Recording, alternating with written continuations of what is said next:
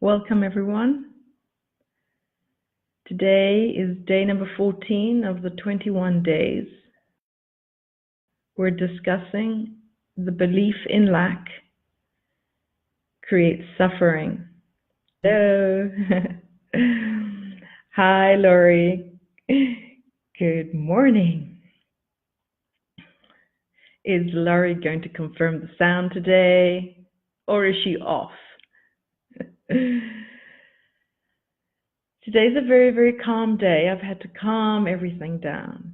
I've noticed that, I just wanted to say this before I begin, but I've noticed since Marie's not being here in these past 2 weeks, there's been this anticipation of wanting time to go by faster, but at the same time, I've wanted to, do so many things in the meantime. So there's been this experience of conflict between wasting time is running out, I want time to go faster. So I've really been experiencing different feelings and seeing different perspectives of how the perspective of I'm wasting time, I want time to go faster, meaning I don't want to be in the now. I want these 2 weeks to go faster and faster. And every perspective, and as I can see it, it's always this feeling of tolerating some sort of pressure, some sort of constraint, resistance. And it occurred to me, I said, well, what's this whole thing about time? And I sat with it, and there's infinite times, and this actually goes right down the rabbit hole, which is not something I really want to do during this 21 days. I'm discussing the belief in lack. But what did occur to me is that while at the end of yesterday's talk, it occurred to me that, the both sides of the coin, as I was explaining, is that when you actually believe to be the one side, you're completely unaware that there is another side. There is another, the opposite of that duality, the different perspective. And so I sort of, fell back into the shoes and said, let's just see that. I mean, everyone is believing that we are a side of a coin. We are the side. We think we know that there's duality, but we actually believe to be this one side. So we are completely oblivious to any other perspective because we believe to be the perspective. So I can understand that it is very, very difficult for someone to suddenly, we've been living our lives thinking we are a somebody with these characteristics. We were not aware of the fact that whatever I'm seeing, whatever I'm defining, and how I'm jumping into action, this is me. This is the me that I've always believed to be. And that is the feeling that always comes up. There's this consistent feeling that drags you. I've got to improve. I've got to make things better. I've got to see things better. I've got to see things better. Because if you are standing on the one side of the coin, heads or tails, and tails always sort of represents lack, and heads always represents abundance in a sort of way. But if you don't identify yourself with one side nor the other, and you become the seer of the two sides, it definitely makes a difference in the feeling.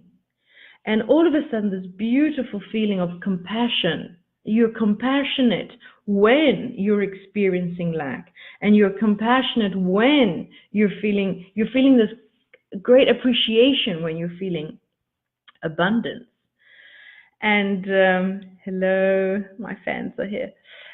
So I understand, and it's not that I've completely forgotten of how I used to view the nature of reality before, but what is a big significance that in the past 6 or 7 years, that this whole transition and transcendence of this identity that I thought myself to be, I'm not good enough, I'm not this enough, the intense pain that I used to feel, because I remember those were constant discussions and conversations, is a memory. But am I feeling the pain? No. And that's what occurred to me, that looking back in the past through the eyes that I'm holding now, the past has changed. The perspective that I am now holding of how I now see and aware of that there's definitions happening and there's an image that is not me. And by practicing awareness, my past, and even the past, I mean, like when I was a little girl and, you know, the troubles and things of my past, I look back and the perspective is completely different. So now I get it when people say, when you control the present, and I don't want to mean control in the sense like when you know the perspective you're holding the present, you do control the past and the future. Did that sound a bit far off? How can I put this?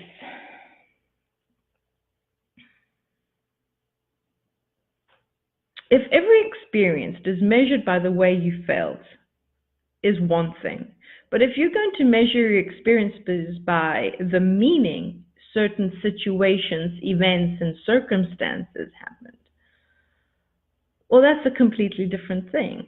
You're either attached to the story, and because society has given the story such significance, oh, that was dramatic, oh, that was over the top, oh, yeah, we've all gone through that.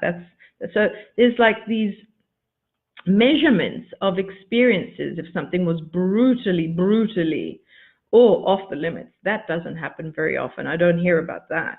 Or the sort of experiences happened. And so we've sort of pigeonholed, because that's what the mind does, categorizes different degrees of severity of our experiences. So where am I going with this? The fact is that the severity of the experience is measured by the way you feel and the meaning you've given to that experience. Now, my past, without getting into any details, for many, many years was described as a very, very dramatic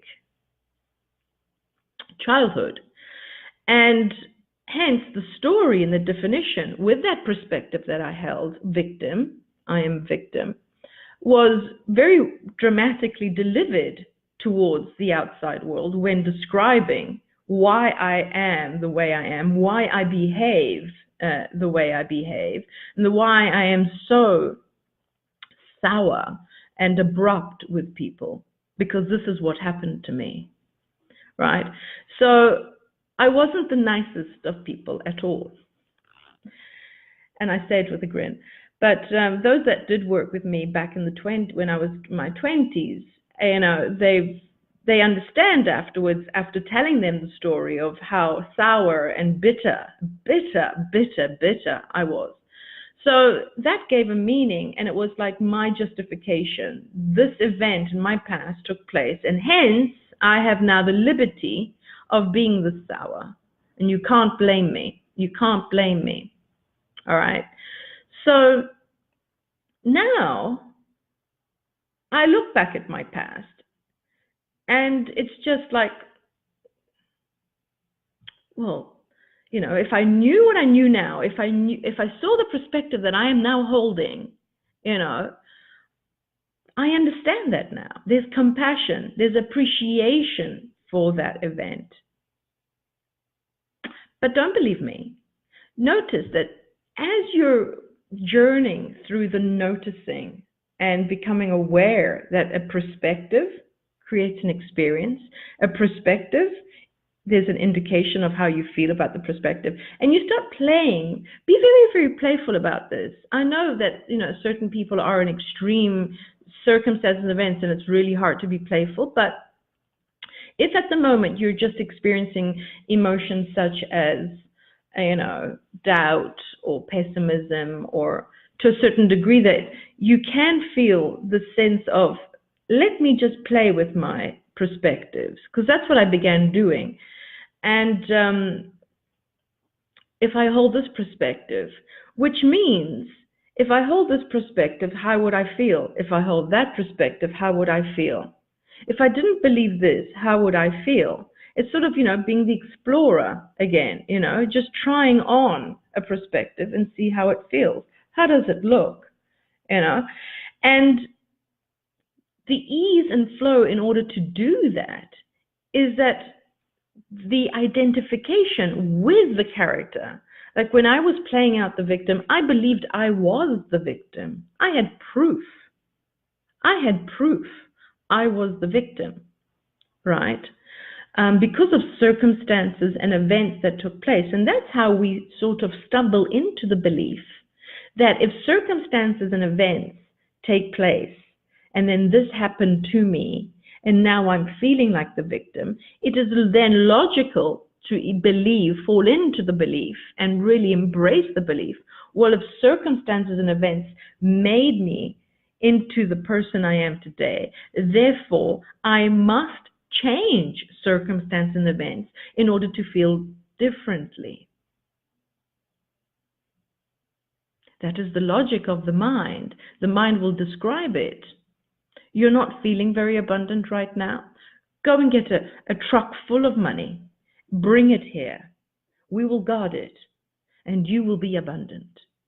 You're not feeling important now because of what happened back then? Right. We need to avoid people like that. Let's avoid people like that. So now there's a perspective, avoid people like that, avoid people like that, avoid people like that. So now we have that perspective, which to avoid. So all of a sudden, when we see people that are relatively familiar to the people that gave you that sensation of a victim or not enoughness, now you've sort of, there's a word, you know, there's this discrimination.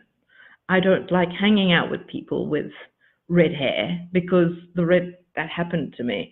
And sort of we associate things. When you come to an agreement, you've declared that was a really, really bad event in the past. And hence, you start to make conclusions of what to avoid and what to strive for, because those are the conclusions you come to, because we've brought into the belief that circumstances and events and people in the past made me feel this.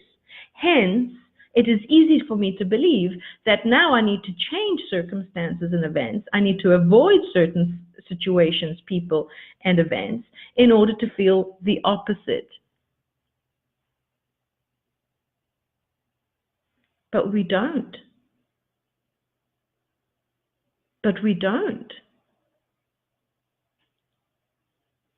And this is so simply said. But I understand, how does anyone point and indicate to you where to look, how to look, from where to look, when we're constantly believing that we are the one side of the coin? And when you turn around, you're like, what do you mean there's another side of the story? What do you mean there's a different perspective? What do you mean this is not me? I completely get that. But the moment you start practicing and seeing that everything is being defined, and you can actually hear a thought, and you can notice that you're hearing a thought, there is this enthusiasm of exploring. There is this initiative of this explorer. And some people use the word contemplating. Some people use the words, there's so many words, contemplating, noticing, aware, looking, being present, stay still, stay silent, notice. And when I stumbled across it for the first time, it was like the evidence of it. I'm like, could it be this simple? The feeling felt so peaceful, and that I heard a thought and I got a bit shocked by it. And I'm saying, I've just said I'm wasting time. That's what happened this morning. I was out doing some chores again, and I'm feeling this hesitation. I'm really like sort of, speeding. I'm walking really, really fast. And I'm just wondering, like, why am I doing this? Like, it's just feeling uncomfortable, really, really uncomfortable. And because I've, really enjoy practicing, the way I feel is the priority. It is the prime thing that I always notice. And that's another difference from the past, is that I always used to notice what's wrong out here that I can adjust instead of noticing how I'm feeling. And now it goes directly there. How am I feeling? And I'm feeling this anxiety. Yes, that was the word, anxiety. It was, and I noticed my breathing. And I just kept noticing. And all of a sudden, I hear this mind saying, you're wasting time. And then when you hear you're wasting time, it refers to you. So now I'm the one that's wasting time. And then you find yourself in an argument. And if you just notice, there's these different perspectives that shoot off. So there's a perspective about time, and then there's a perspective about worthiness, and then there's a perspective about who's doing what. And now I understand that many teachers talk about the different parts of you. So how many are there of us? Do you see what I mean? So there's this assumption that there's one character, this is us, because there's one body that we're identifying with. But whole and behold, there are perspectives about who you are now, who you were in the past, and who you could possibly become in the future. And embracing all these topics about time, about the nature of reality, about worthiness, about importance, about money, about who did what, and then we're going on into politics and then religion. Oh, don't get me started. So there's all these different things that even when you're playing the part of the mother, of the daughter, of the spouse, of the brother-in-law, sister-in-law, the trader, the doctor, like these are all, have you noticed that you even behave differently depending on which part you're actually playing out? I've noticed, because I speak Italian, I speak Spanish, and I speak English. When I speak English, there's a certain tone of voice, there's a certain timing, but if you hear me speak Italian, I don't even have the same voice. My expressions are different. My tone of voice is very much louder. Spanish is different as well. And that just became evident, that you're always playing out the perspective. And it doesn't really matter whatever perspective you're playing out. The bottom line about wanting to feel at peace, in appreciation and compassion, those are the feelings that allow every experience to be seen with the eyes of Source, that's always calling you home, is that whatever perspective you're playing out, that you can become aware that you are not one or the other, but they both exist and you can have those experiences. That is the bottom line. That we're not here to sort of sort out which ones are the good ones, which ones are the bad ones. From the eyes of Source, unconditional love loves all of them. And you say, even those nasty ones? Like, it's all an experience.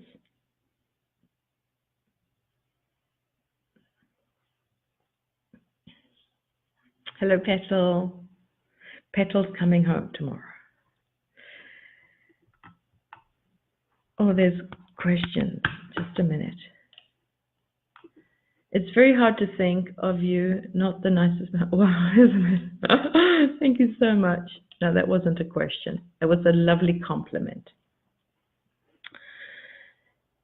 I wasn't very nice. No, I was very, very angry. I grew up as a very, very angry victim kind of person.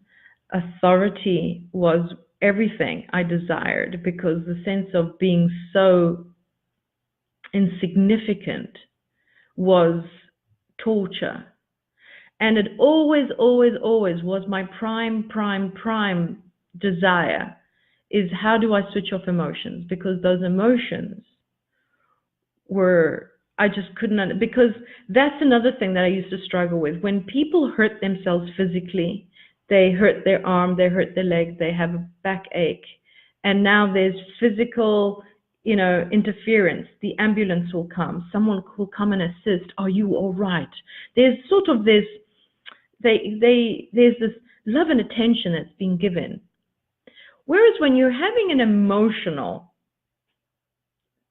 it's like, how are you? I'm depressed, or I'm feeling, frustrated, or I'm feeling, it's like, oh, you'll get over it. Here, have a drink. Oh, let's distract you. Let's go shopping. And it always sort of, aggravated me that, hey, where's the sympathy? Where's the love? Where's the concern? Nobody loves me. And this pain was real.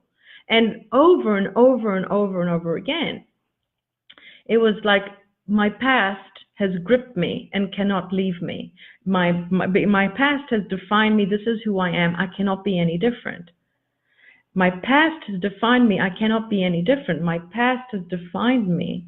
I cannot be any different. And at some point, I'm like, that thought just aggravates the living crap out of me. No, I will not let my past, it screwed up my past. I won't let it screw up my future and my present moment. And hence, the search began. And hearing things like, you are the creator of your reality. And I'm like, what?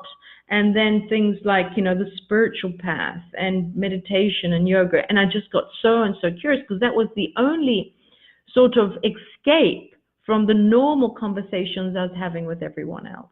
And it is true. The moment you are in the present moment and you can see what you are currently believing to be, and you can see that the more you practice that you are the seer of the character you believe to be, it becomes more and more and more evident. It becomes more and more evident. It wasn't just a switch on the lights. You see, it's becoming more and more evident. And yes, every single day that you feel the resistance against something, I am pushing against something, I'm identifying as one perspective. And then once you find the one side of the coin, the other side is pretty evident. And so this practice of, I am running out of time, I am wasting time without it. What does that feel like? And you might say, well, Raf, this is really a silly game. But you know what? This tedious, silly,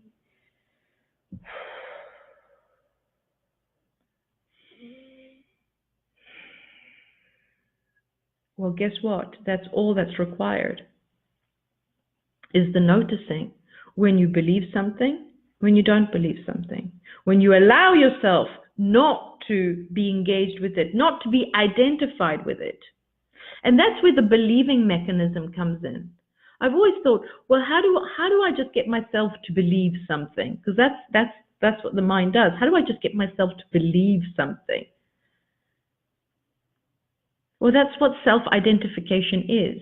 When you've identified yourself with the one side of the coin, I'm not important enough. The other side of the coin is, I am important enough, right? So you say, I'm not important enough. I want to feel what it feels like to be important. I only believe I'm important. I don't believe I'm the contrary. So stay with me. When you believe to be identified, this is who I am, the belief is very, very intense. Because it is self-identification. Hence, the belief is, this is who I am. This is me. Well, describe yourself. Well, I'm this height, I'm this tall, I have a name, and this is what happened to me in the past, and then that happened to me, and this is who I am. You've got to respect that. You've got to respect me. I'm defined by everything. So you're speaking with words that are defining what? The only experience you know to be. Of course there's belief. That's who you believe to be.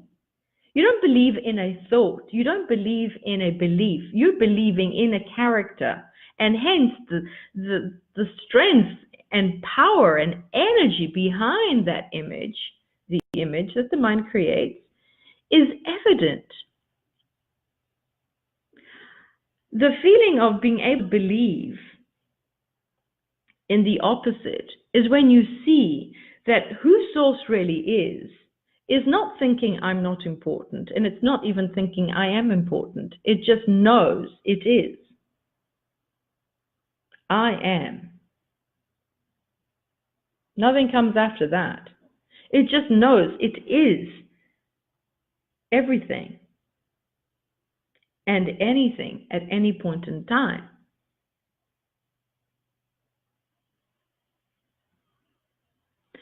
So the belief I'm not important, I don't have enough, can only be believed if you think you are it. When you identify, and this is why meditation, let's clarify meditation. When you practice this allowing yourself to see thoughts, you're noticing thoughts. So a thought comes up, you're wasting time.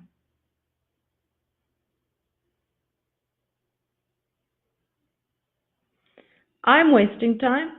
No. Where can you see wasting time? The mind will define, look, now you've got to go back there. You were just there. You forgot that you had to get that thing. Now you're back home. Now you've got to go back out. That is wasting time.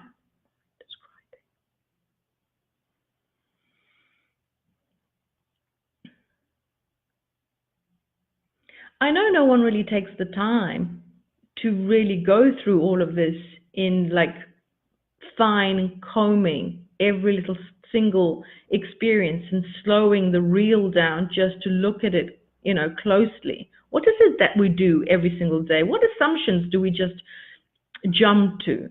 No one does that. No one has these conversations.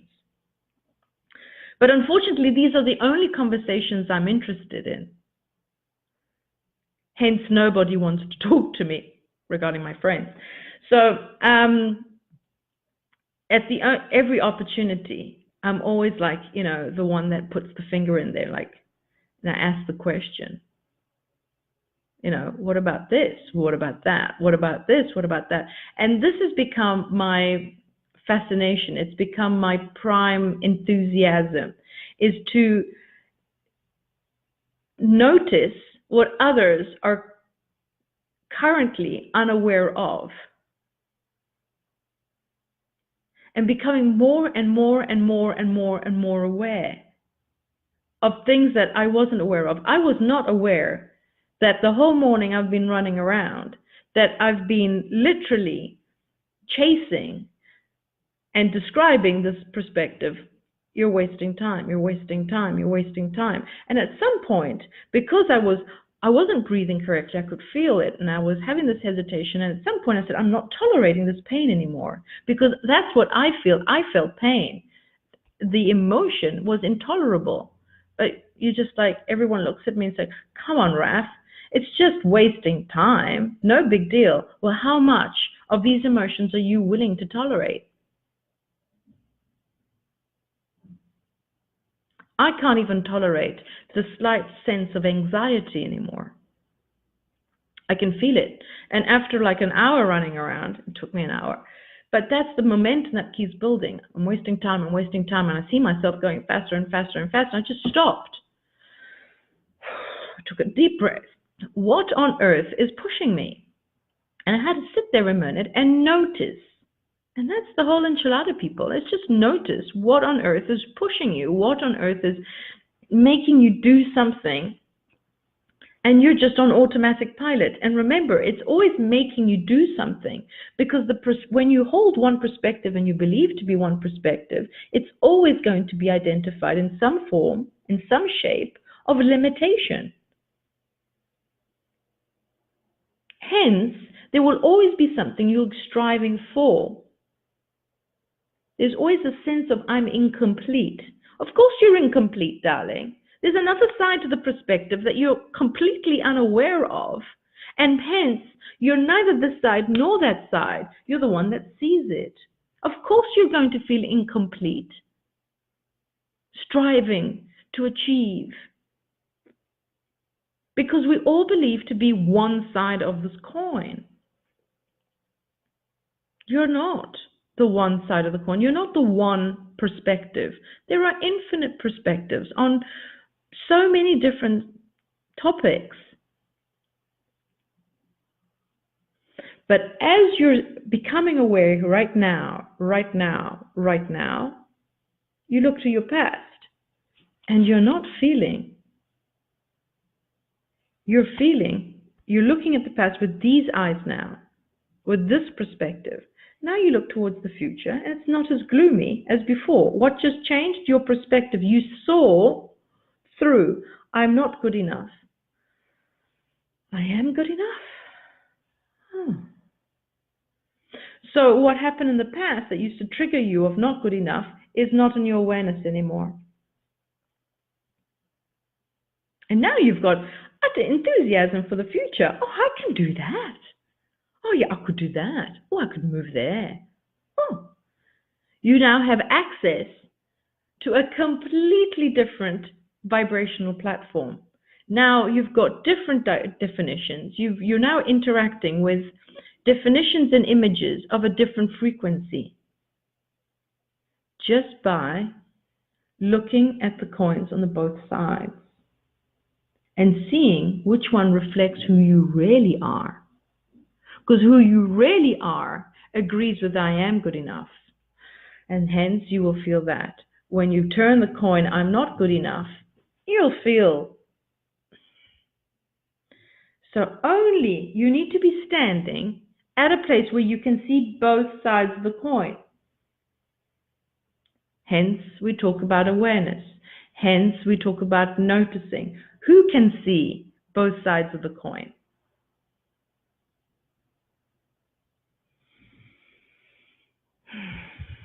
I don't have enough. I do have enough. Who's source going to agree with? Which one? But you need to be the one that's seeing both and not identified as the one that doesn't have enough or does have enough. Do you see where I'm going with this? Can you feel a difference?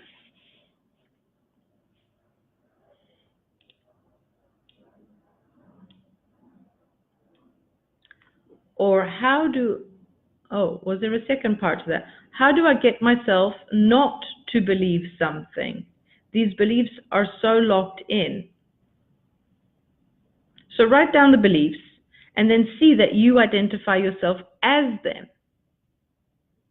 If you just saw them as beliefs, strings of words strung together, look at them. What is the belief? Can you see them as a string of words strung together and noticing that you're just noticing descriptions? You're not noticing yourself. Because if you believe to be these string of words strung together, hence that's why you say, I believe this. I believe this. I'm believing this. This is true for me. And here comes the description. This is true for me. Who? Who's me? This is true for me is also a definition that you can see. It is not me. It is a definition I can see. And that's what confuses a lot of people, because in the definition there's that little word I that you're just assuming, oh, that's me. He's talking about me. No. It's just one of the words strung together. I'm not important. You're just assuming that that I is talking about you. No. Wait a minute.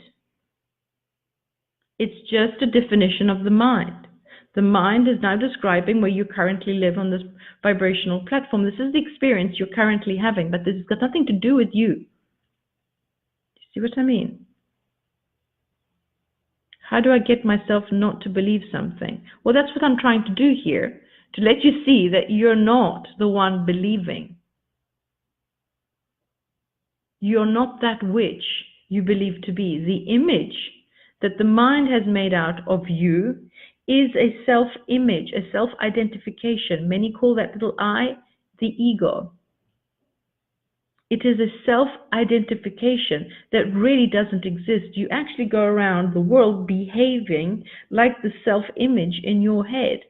Like if I say to you, listen, tonight, guys, describe yourself. Send me letters. Put a photograph of yourself and describe yourself.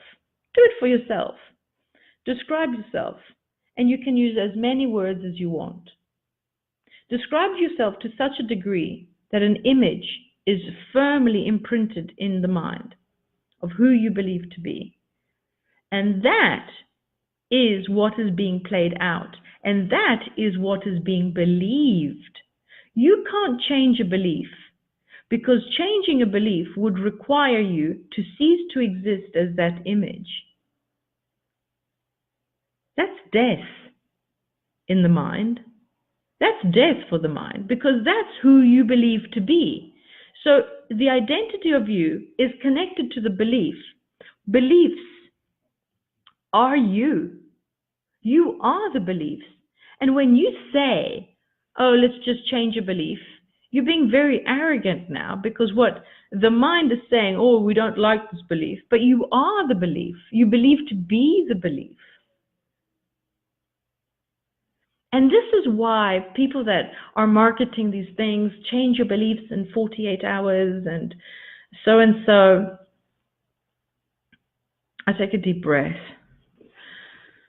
And that's why it's difficult. That's why all these questions, Laurie, everyone wants to know how to change a belief. But when your self-image, your self-identity depends on that, because you're one in the same in your mind, how are you going to change it without ceasing to exist? That means something of you needs to go away. But what I'm wanting to convey here, guys, is that everything that you're imagining, the images of who you believe to be, are definitions. Mind is creating an imagery, like a hologram sort of thing. And then there's feedback from source energy, from the source, from the alignment, from the point of reference, telling you only what vibrational platform you're currently standing on and what experience you're having. Source energy is here to experience what itself. The mind is a tool that defines, describes, categorizes, criticizes, pigeonholes.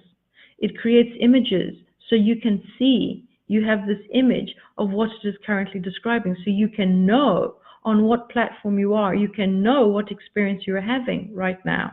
Then you're getting feedback on what perspective is being used. But the mind was never designed to be you, fixed. It is playing out a character temporarily in order for you to have this experience. You don't change beliefs. There is no changing of a belief. Will appear when an identity appears, a character appears. That's what a belief is there for. It is the embodiment of this character, of this image. That's what a belief is there for. Because if you don't believe, then the experience is going to be futile. We're all having experiences that, oh, this is the character that's having this experience, but who you truly are, you can practice the noticing. And then you can look at the character that's just played out the experience and notice the duality, the other side of the coin. What would that feel like? And that's what we're going to be talking about in the last week. So from tomorrow to the 21st, what the point of duality, creating a character, embracing a belief. You don't change beliefs. There's no changing of beliefs. There are beliefs, and the belief is a perspective. And each perspective on each topic has two sides to the coin. And one side is asking you to look at the other side. And now you're now shifting from, by seeing the two sides, you now shift on different vibrational frequencies. And that's what we're going to dedicate the last week of these 21 days, is the benefits of beliefs, the benefits of seeing that you are constantly changing character in order to have different experiences. For every single different vibrational platform, for every single different perspective, every single different belief, the character must change. So you are constantly changing, constantly. The one that you believe to be the character needs to constantly be changing. There's an animal on this planet that changes color. What's its name? Chameleon or something like that. It just changes its color depending on the environment. Something to that degree. I'm quite sure I could come up with a different metaphor, but we'll work on that. That's from tomorrow.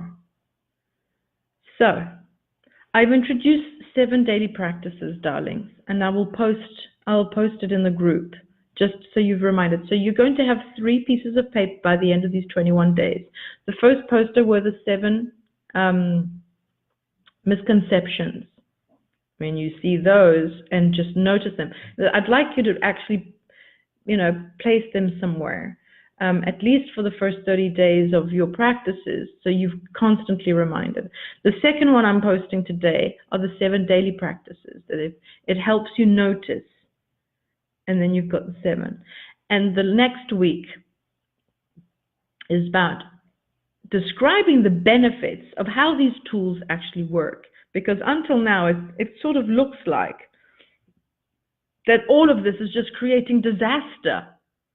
It's not, it wasn't, it's, trying to fix something that's broken. No. It all works perfectly. Everything is working perfectly.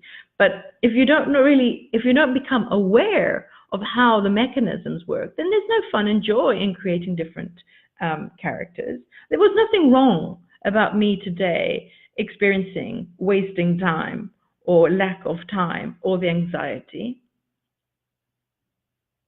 I didn't do anything wrong. You're never doing anything wrong. The whole point of these 21 days is simply to talk about the obvious that isn't apparently very obvious. What is actually happening but everyone is oblivious about?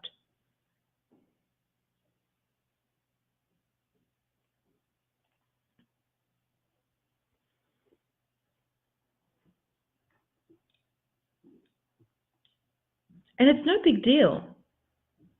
Like, it's not a big deal, because this is what's left with me now. Becoming aware of what the definitions and imagery and how people behave. I love noticing.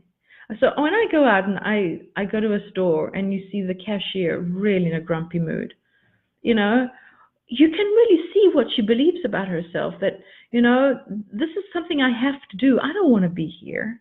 I've got dreams that are never, ever going to happen. You can really sense it on her. So there's this unconditional love and this compassion and this appreciation that I just walk into the store and this is what you're doing. You're just waiting there for me so I can just check out. You go and put gas in your car. But this we still have here on the island people that actually do your gas for you. He's just there waiting for me to fill up my gas tank, and then off I go and trottle over here, and then there's a person this is what but you can feel what they're thinking about themselves. You can feel that they don't really want to be here, but this is what they believe that they need to be doing in order to survive. So what is the most practiced, what is the most experienced feeling I feel on a regular basis? Appreciation, gratitude, compassion, understanding, unconditional love. Do I feel the variety of all the others? Absolutely. Why? We're going to discuss that next week, starting from tomorrow. Why? All the flavors of every single emotion. When you can see that you can see them, you can notice that you can notice them, you play with them. It's like all the ingredients in the kitchen. You can play with all of them. Exciting. As the actor, oh, did I miss one? Oh, yes, I see the belief. I'm not going to be rich. There is an identification with I. Wow, good, Laurie. And then someone else says, as the actor does not believe the beliefs of the character he is playing. Oh, I got to read that again. Wait, let me come back to Laurie a second. Yes, I see the belief. I am not going to be rich. I am never going to be rich. You're never going to be rich. That I, and that little I, I don't have paper. I,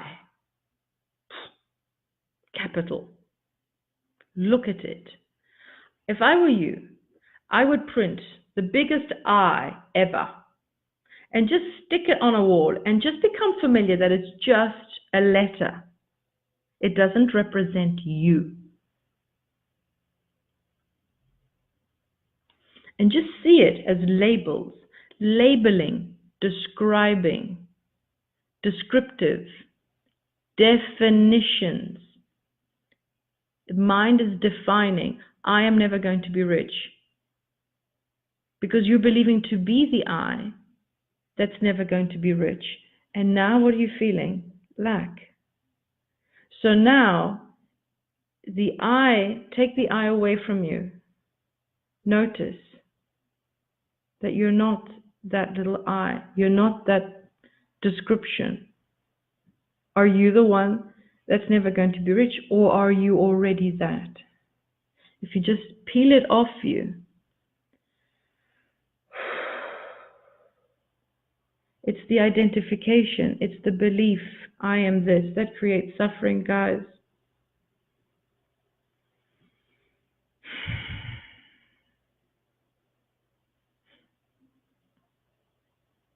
Can it be this simple? Can it literally be this simple? Can you see that that is the suffering? I am the one that's never ever going to be successful. I am the one that's never going to achieve that. Oh, look at them. Look at them. They've become, I'm never going to be successful. Are you that label? Just feel the difference when you believe to be this. Descriptions of the mind and the imagery that the mind creates. That's what the mind does, darlings. That's what the mind does, darlings. And next week you'll see how brilliantly this whole mechanism is. The universe has created this enormous... It's amazing. I don't know if they could ever replicate in the machine world, but you define. This definition's coming through into this, and then the imagery that you can create. And this is happening while asleep, and we call it dreaming, and this is happening in imagination. And what is the difference? None. It's this consciousness that just focuses. It's like brings the light here. Here, bring the light here so we can look at that better. Bring the light. You are the light. You are the light that brings it here and say, hey, look at this definition. I am never going to be rich. Oh, that's me? No, no, no, no, no. That's the definition. You are the light. You are the noticing. You are the awareness. But you're the light that comes here. I can't read this. What does it say? I'm never going to be rich. Oh, it's me. Never going to be rich. Can you see that? But there's so many other definitions in so many with other different perfumes, meaning different vibrational frequencies. And there's another one that says, I am always taken care of. I'm going to be very, very rich. And things are always going to work out for me. But we're not, the light's not there. The light's over here reading, I am never going to be rich. Because you're obsessed that that's the only you that exists. It's not true. It's not true. It's not true. It's not true. It's not true. It's not true. It's not true. And children know this. They can feel it that it's not true. When you tell a child 4 years old, there's not enough money. I can't buy you that toy. I can't buy you this. I can't. It just looks at you as if you're being spiteful. What do you mean? Because it literally doesn't feel lack. It doesn't know the I yet. Only after the age of 12 do they start identifying themselves with this I, because they've been taught. But children underneath the ages of 7 or 8, like they're really honestly truth, really, really true, is that, 3, 4-year-olds, they have no concept of this I. In fact, you'll notice children speak of themselves in the third person. Like if the child's name is Shelley, she'll say, Shelley wants to eat. Shelley's hungry.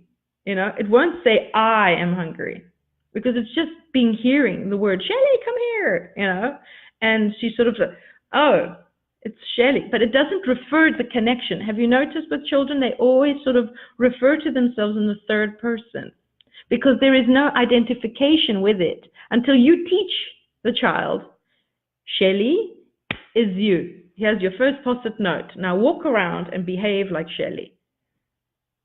Can you see? Can it be that simple? Oh, darlings, can it be that simple? Yes, this is great fun. And the last one, this is perfect metaphor with the light. Thank you. As the actor does not believe the beliefs of the character he is playing. Magna, darling, you're going way, way, way, way too complicated about that.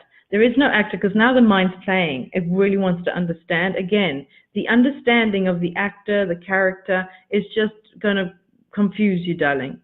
Don't get trapped there. Notice what knows the I, what notices the definitions.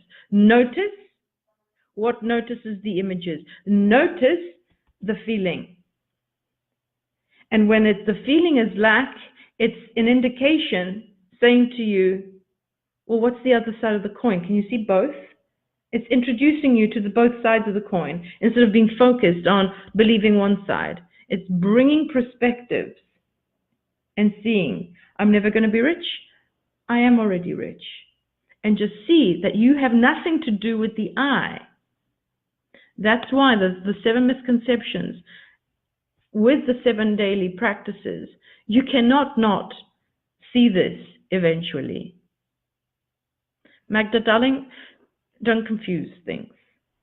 As the actor does not believe. You're currently believing to be the actor, and the belief and the actor go hand in hand. Because you believe to be the actor, you believe to be the character. When you try and change a belief, that means you'd need to be a different character. But you believe to be that character. So the character, I will never be rich, comes with the belief, I will never be rich. So when you want to believe, I am rich, you need to become the character, I am rich. That comes with that belief. It's a one package. The one package, which we're going to discuss next week, comes with the vibrational frequency of I am rich. It comes with a character, I am rich. It behaves differently, it feels differently, it doesn't worry, it describes differently, it has a completely different description, it has access to words and definitions and images that are completely different to the character that comes with the package of the belief. I will never be rich. But we'll get into that next week.